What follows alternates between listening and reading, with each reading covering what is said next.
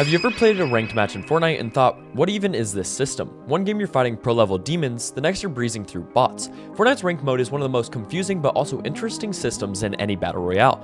So in this video, we're breaking down exactly how Fortnite's ranked system works, why it's actually smart but also broken, and how cheaters and smurfs are messing everything up. Fortnite's ranked system looks pretty straightforward on the surface, but behind the scenes, it's a lot more complex than most people realize. There are 8 main ranks: Bronze, Silver, Gold, Platinum, Diamond, Elite, Champion, and Unreal.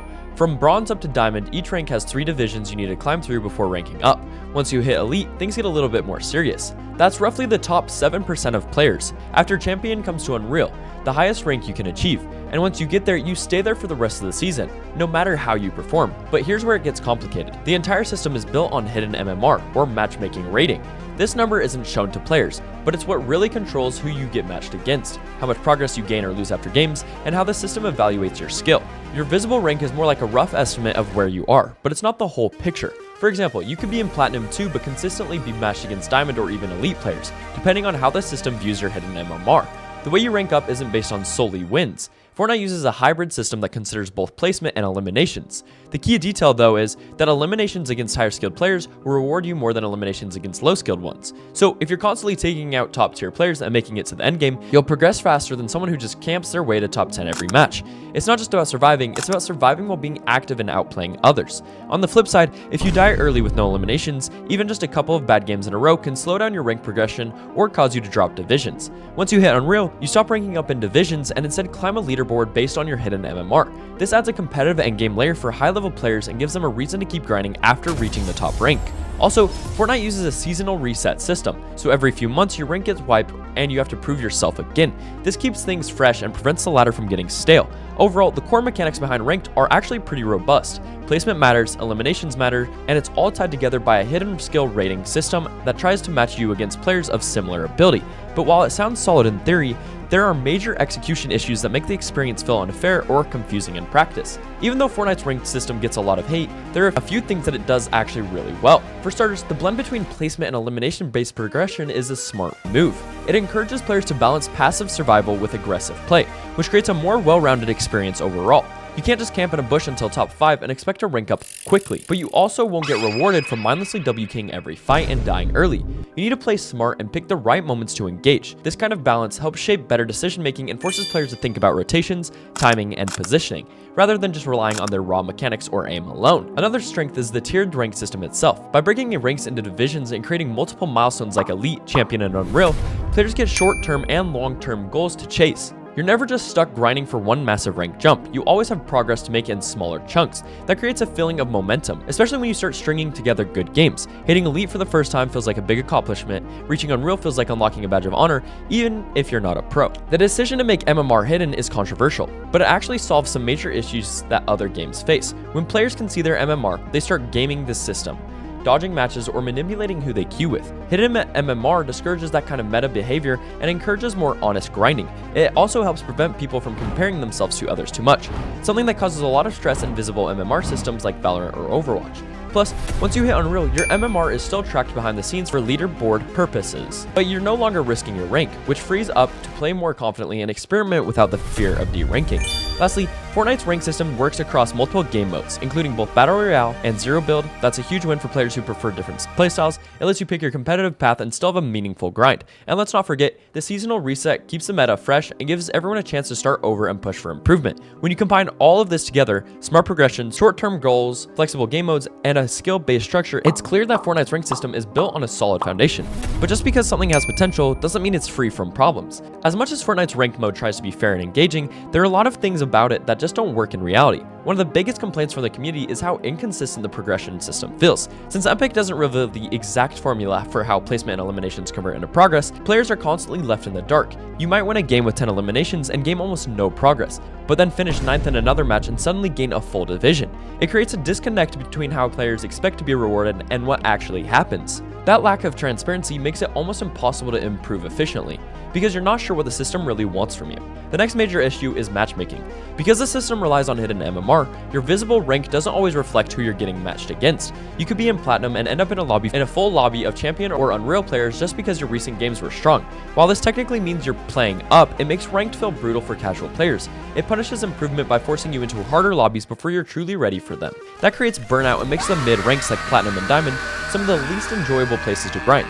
The matches feel sweatier than your actual skill level, and one bad game can spiral into a streak of losses. Another major flaw is the quality of the matches themselves. Unlike Arena, where you could farm Siphon and practice endgames with Surge, ranked games feel like a weird hybrid between public matches and competitive scrims. This makes the pacing of games feel inconsistent and causes endgames to be more chaotic than strategic. In team modes, it's even worse. Trios or squads without comms are at a massive disadvantage against coordinated teams, yet they're still thrown into the same lobbies.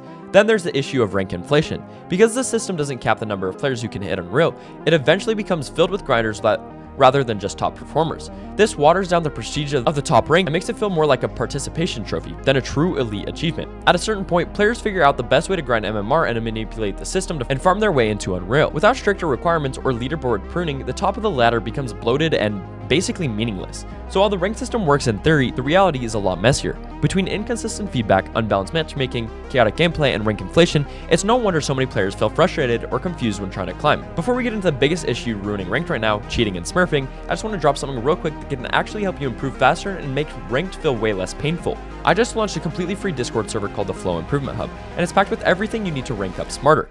We've got drop maps, rotational guides, VOD reviews, and even free coaching, and even teammates you can squad up with so you're not stuck grinding with randoms. Whether you're trying to hit Unreal for the first time or just want to stop losing to the same mistakes, the server is built to help you improve every part of your game, and it's all designed by competitive players who actually know what they're doing. The link is in the description. Come join, ask questions, share clips, and start leveling up your gameplay today. Now, let's talk about the one thing that makes ranked mode feel completely broken for so many players: cheating and smurfs. Cheating and smurfing are the two biggest threats to Fortnite ranked ecosystem, and they ruin the experience from the bottom all the way to Unreal.